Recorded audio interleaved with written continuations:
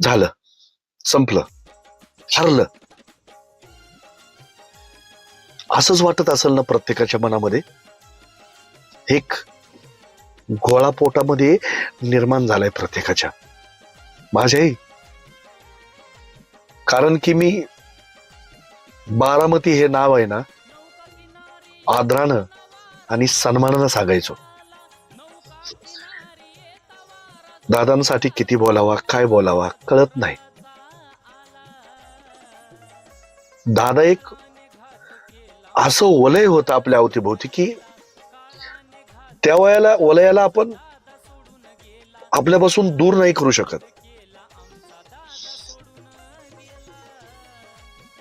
दादा गेले हे विश्वासी बसत नाही.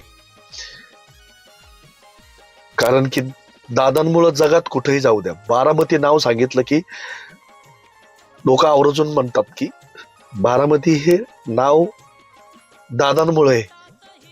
आणि हे दादांचं गाव आहे ना. हो, दादांचं गाव आहे. दादा,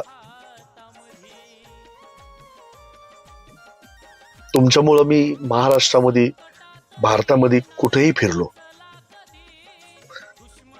बारामती नाव सांगितलं की दादांचं नाव येतं पुढं, दादांची बारामती. हो, आता बारामती नाव सांगायचं धाडस सुद्धा होणार नाही. पण तरीही तुमचे विचार, तुमचे आचार हे मी माझ्यात तरी जिवंत ठेवीन दादा. मला राजकारणातलं काही येत नाहीये, मी राजकारणी नाहीये.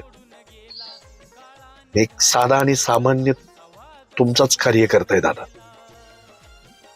पण मी बारामतीतल्या प्रत्येक राजकारण्याला, प्रत्येक राजकीय नेत्याला एकच सांगू इच्छितो, बारामती जर घडवायची असेल तर दादांचे विचार मारू नका. आज आपल्यात दादा नाहीयेत, मी मान्य करतो. पण दादांचे विचार हजारो वर्षे मरणार नाहीयेत. हजारो वर्षे दादांचे विचार तसेच आपल्यामध्ये राहतील. आणि जर तुम्हाला दादांचे बारामती घडवायची असेल तर दादांचे विचार जिवंत ठेवा. हीच आपल्यासाठी दादांना फार मोठी श्रद्धांजली आहे.